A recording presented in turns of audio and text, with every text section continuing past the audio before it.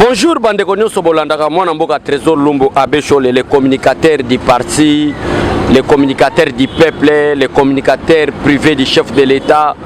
Nous sommes là pour vous informer qu'on peut savoir des détails. D'abord, commencer à liker, à commenter, à faire sa suggestion, à remarque, pour être communication et comme à perfection. Voilà la raison pour laquelle moi, je Trésor Lumbu Azali ko solo na bino deux sujets, peut-être au bâti à 3 ou 4 mètres au solo là deux sujets. Deux sujets to solo là ezali comment Paul Kagame est en train de pleurer contre la République démocratique du Congo. C'est même notre titre au Ndoko Joseph Ayebango. Voilà des raisons, ou soit voilà vous-même comment est-ce que Kagame est en train de pleurer sur la diplomatie de son excellent président Félix Antoine Tshisekedi Tshilombo. Pourquoi n'a-t-il combo ya diplomatie na kati? N'a-t-il combo ya diplomatie na kati parce que ba Congolais, ba Congolais c'est trop dangereux. Batu nabino ya lamuka, batu ya opposition ya lokuta ya bapaya. Bazalaki ko insiliter mokonzi ya mboka. Bazalaki ko finga biso que président Félix Antoine Tshisekedi Tshilombo azo voyager pamba mais na ba voyage ne azo sala ezo aboutir na rien. Mais lelo ye moko Kagame akomi kolela. Lelo ye moko Kagame akomi koloba. Kagame akomi tina niveau peuple Congo koloba. Le problème ce n'est pas les M23. Le problème du Congo, ce n'est pas les M23, mais le problème du Congo, mabele ya Rwanda mususu et kota na kacha ba Congolais, ndeto zo senga na ba Congolais, ba pesa biso mabele wana. C'est Paul Kagame qui a déclaré. Des raisons pour lesquelles na bengi ndeko Josué nazali mwa musika yaka nasi sa makamunanga bino pe bosi sa makamunanga. Des raisons pour lesquelles bomoni nga na ye na bino non na vidéo kambala mo parce que information yo eza très important pe nazo senga na ba abonné nyonso ya sango ya Congo partout balandaka biso na ko partager yango ko commenter otinda peuple congolais oyo nyonso za ignorant ayeba makambo so leka na mboka na biso. Tokeina Paul Kagame na Bujumbura, tokeina Paul Kagame na Luanda, tokeina Paul Kagame na Nairobi, tokeina Paul Kagame na Addis Abeba. Na bisika mine o na tangi to memi Paul Kagame to signé na ba accord signame na kacha ba accord wana esolo ba ete c'est ba M23 sengeli ba bima na mboka na biso, ba M23 sengeli ba libérer mboka oyo sans condition. Et tozo kende na Kagame na Bujumbura na Luanda, Kagame représentait les M23. Kagame a représenté les M23. Mais à notre grande surprise, Kagame a fait la déclaration que le problème du Congo, ce n'est plus les M23, mais le problème du Congo, c'est mabele ya Rwanda et Kota Wapi, mabele ya Rwanda et Kota na Congo. Oh, Makam Paul Kagame azolo.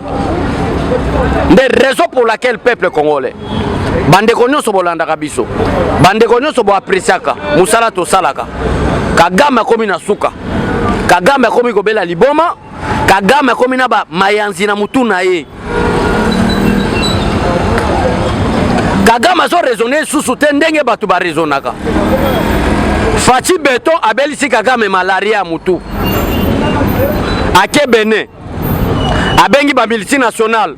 Le problème du Congo, ce n'est pas les M23. Ba Congolais ba pesa biso mabele. Voilà président Muchopi oyo akonda Paul Kagame. Nde yangwana lubige no, peuple congolais aza mal informé. Toye bisabango makamunini Fachi Beto akosala. Oboyi Fachi Beto kati sa braza. Kende makamusu parce que makambo ezali ebele oyo Fachi Beto azosala. Nde yangwana toye to solo na bino. Donc peuple congolais na minito na zoloba bino fuboye ba ete président Félix Tshisekedi aza na bande rouge. Bande rouge elinko loba nini? Lokola ba intérêt ya mindele ezali te. Ba multinational ba komi ko luka par quel moyen bakozwa kizengi moko batela biso na tête à pays ndenge régime euta koleka batekela biso mboka batekela biso mabele kende biso tonyoka matotika la bato nzala bango bayibaka ba kolta na biso bayibaka ba minéraux na biso pona ba intérêt na bango. Esengeli congolais nyonso ayeba ke bitumba o balumumba baboma makambo esalaki ete baboma lumumba kende makambo na sa mabele eza makambo oyo président Félix Tshisekedi akomi kokutana nango congolais fo yebango makambo basalaki baboma Laurent Désiré Kabila yango ya Félix Tshisekedi akomi kokutana nango wana pe congolais fo ayeba yango makambo yango eza nini Kagame obiso toza komona ke ba M23 ye alobi eza problème ba M23 te ezali nde problème ya banani mabele oyo ya Congo. Donc Bunagana na biso territoire ya Rutshuru territoire ya Masisi na biso na partie est ya République démocratique du Congo.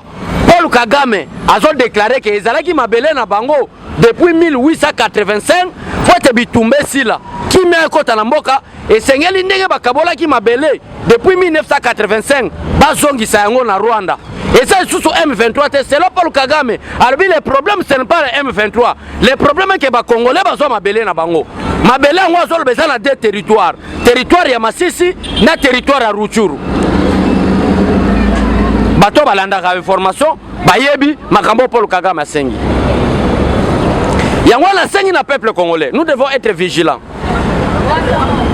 Bon lukate un jour congolais partout dans le monde holandanga. Bon lukate un jour si na ba quartier na biso na ba avenue tozo chef de la rue rwandais. Tozo chef d'avenue rwandais. Tozo chef du quartier rwandais. Et kozala passe ya ngai na yo pe bana na biso après bana na biso bakoya bako regretter que bakoko bakokolo ba parents bazaye na biso batikela biso mabele et pas ba paya pourquoi. Yozo Bouleke, malgré le président de la République lui-même, a cité comme Paul Kagame. Mais notre ennemi, ce n'est pas Paul Kagame. L'ennemi du Congo n'est pas Paul Kagame. Paul Kagame, c'est un commissionnaire. Il y a des Français, il y a des Américains. Oh, balingi coûte que coûte va balkaniser une partie à Congo. Et ça, bango. Bango de babatami. Babimi sur Sima ya Rwanda. Rwanda yo atakaka. Bisonde bato tozo diriger monde. Ata ba congolais bazolela etali yote yo attaquer. Toko peso sanction te, toko landela yote. C'est que les Américains et les Français et des multinationales ont tenté de dire na kacha ba salon d'honneur na bango. Président Félix Tshisekedi est un sage, l'homme intelligent de l'Afrique. Albinono, nakotanga komba ba Américain te ndenge Laurent Désiré Kabila tanga. Nakotanga komba ba Français te ndenge Laurent Désiré Kabila atanga. Ngai nakotanga kaka kombo ya nani, nakotanga kaka kombo ya Paul Kagame, état commissionnaire ya makambo ezo komela biso na mboka. Nde ya mwana eko sala face à la caméra. Namoni grand frère nanga ya longtemps, Papula Jordan. Bandeko nyonso bayebi Papula bana banundu boyeba bien nazana grand frère propre nanga Papula Jordan derrière caméra. Donc peuple congolais partout bino bozola nanga, nous sommes obligés de soutenir son excellence Félix Antoine Tshisekedi Tshilombo. Nous sommes obligés. Donc yo mutozo tchaba M23 na mutu na yo Paul Kagame yemo ka wangani alubi le problème ce n'est pas le M23, le problème est ça mabele ya Masisi na mabele ya Rutshuru tozo ngisa ngona ba Rwandais c'est le Paul Kagame Masisi na Rutshuru eza mabele na bango biso tozo yango. C'est ça le grand problème. C'est ça le grand problème. Nde yango la bomo na mona mboka Trésor Lumbu abengi Josué notre caméraman pour détailler. Mais na nyonso là na sepeli na VPM vice-premier ministre et ministre de la Défense Jean-Pierre Bemba Gombo na conseil des ministres au Utigoleka vendredi Jean-Pierre Bemba Gombo a proposé plan ya kolongwana kati insécurité na est ya République démocratique du Congo ba adopter ngona kati conseil des ministres peuple congolais via Jean-Pierre Bemba o mwana na yo. Merci na sepeli mais soki pe moyen za numéro câble to ya ta na bureau to za ba stratégie pour ko pesa info et ça est important. La plan OPC, c'est que les bateaux makasi babi mabalobela. Mais nous avons une stratégie oyo Jean-Pierre Bemba pesi. Bato balobela ngote. Parce que euleki la kacha conseil des ministres, na kacha conseil ministre ba adopter yango en tant que ministre de la Défense et vice-premier ministre. Ndenge ni to kosil sa insécurité na est ba adopter yango wana to kolobela ngo prochainement. Lelo to wana na makamba Paul Kagame. Nde yango na raison pour laquelle bande konanga Olandanga partout bo apprécier musala to salaka ba suggestion pe ba remarque na bino et que ça très important na ba commentaire pe ko like émission peut-être toyeba ndenge nini mboka na biso zokende. Donc boyeba ke Kagame a déjà déclaré moyen biso to sala lisusu oyo to bengaka bitumbana ba M23 ezate parce que ba M23 baza déjà na ko libérer mboka na biso. Preuve à l'appui Bunagana eza lelo na maboko ya EAC force régionale ya EAC. Kichanga eza lelo na maboko force régionale ya EAC. Jour président ya Suisse aye. Boyebi que Suisse n'est pas n'importe quel pays.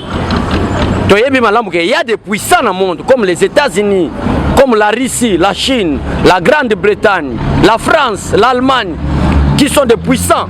Mais la Suisse, eza mboka oyo mutu akosakana nangote. Eza mboka ya crédibilité. Tant bakuta na président de la République, message na bango ba PC zanini. Ezali ete toko porter voix ya RDC partout. Bota la président ya Suisse aye bakuta na Fachi Beto awa. Alongwe awa akeiti na Goma ye moko akende ko palper na misu na ye makambo nini ba mama bandeko na biso bazokuta na bango. Nde ya wana mwana mboka Trésor Lumbu lelo aye ko expliquer bino que les problèmes ce n'est plus les M23, le problème est que Kagame est en train de réclamer mabele ya Congo. Kagame a lobi que ba M23 ba aussi lisango te. Kagame a lobi était problème za sous ba M23 te. Kagame a lobi que to songi sa mabele na bango depuis to kenda conférence ya Berlin na 1885 mabele wana ya territoire ya Masisi pe ya Ruchuru ezalaki mabele ya banani ezalaki mabele ya ba Rwanda biso nde to yiba na luki na banete na koti na Google na recherche conférence ya Berlin na tiko mona place te mabele ya ba Rwanda kota na mamboka na biso. Or que depuis 1885 peuple congolais allait rechercher. En 1885 Rwanda n'était pas encore un état. Allez vérifier le Rwanda au Kagame a dirigé. Mais Rwanda a déclaré le loke mboka oyo mabele na bango ekenda. Nde nazo pousser bandeko nyonso. Bandeko balandanga na Bandundu, Grand Équateur, Grand Katanga. Bannir tribalisme, bannir haine. On ne peut pas parler de la République démocratique du Congo sans les Bandundu. On ne peut pas parler de la République démocratique du Congo sans les Katanga, les Nord Kivu, les Sud Kivu, les Kasaï, les Bas Congo et tous les autres, et tous les 26 provinces de la République démocratique du Congo, conformément à la constitution actuelle. Nous sommes une République démocratique du Congo parce qu'il y a une province de Kasaï, parce qu'il y a une province de Bandundu, du Nord Kivu et du Sud Kivu. Jour où attaque à Kasaï à centre et qu'il y a sous République démocratique du Congo, on va changer en combo. Elle est la République démocratique du Congo parce qu'il y a une composition de 26 provinces. To bannir haine, to bannir tribalisme. Parce que haine est lignée contre la loi Tchani. La loi Tchani, batu balingi ba kosa batu ke balingi ba privilégier ethnie moko ou soit balingi ba privilégier groupement moko te. Loi Tchani ezo privilégier ba congolais nyonso. L'essentiel ou l'importance ya loi Tchani ezali ete na ba poste ya souveraineté landa malamu congolais.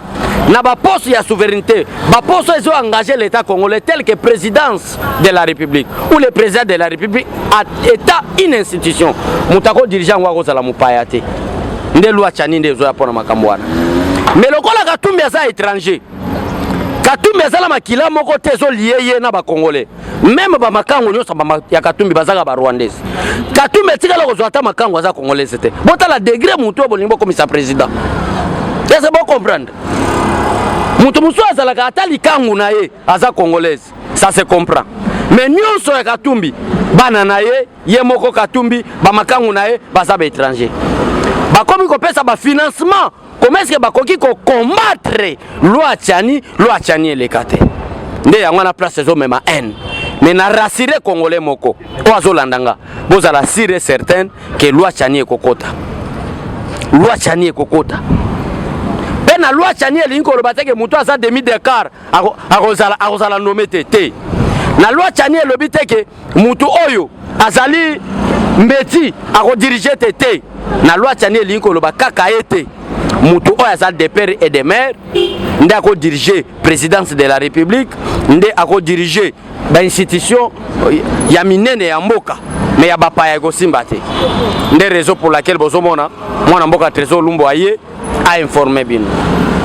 Donc nous n'avons plus à lutter contre les M23 mais contre Paul Kagame et Moko. Yango bozo bona chaque fois nazo les gana basangwa Congo. Nazo expliquer ba Congolais boye.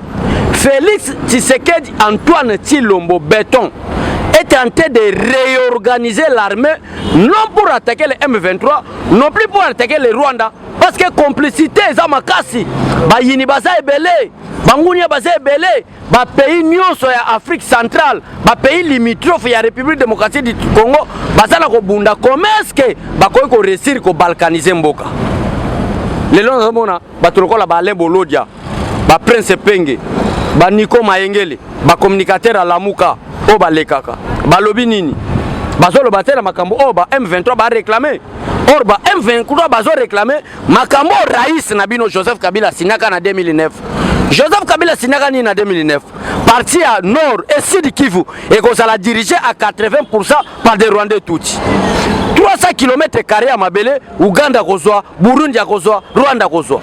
C'est ce que le M23 est en train de réclamer. Signé dans le régime Kabila par Raymond Tshibanda. On a pas eu ça Kabinote. Mais au moins le communicateur moi sur les Ghana TV, Félix a voyagé. Bon mon va voyager président Félix Tshisekedi n'est foutu. Ba place on se ça la Paul Kagame na étoile ma PK. Lieutenant général ou soit maréchal. Bon mon place et sous qui si Félix Tshisekedi a bimi à Kena Russie. To bandi ko ça la partenariat na États-Unis. Président Félix Tshisekedi a le clair que nous avons un partenariat privilégié avec les États-Unis.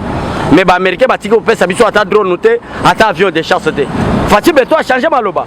Alors maintenant, la République démocratique du Congo a fait une porte. Na ba porte la République démocratique du Congo a fait tozo yamba ba pays nyonso ba koyaba collaborer na République démocratique du Congo.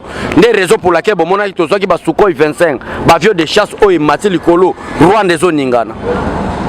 Tondi matin Kabila fait 18 ans au pouvoir.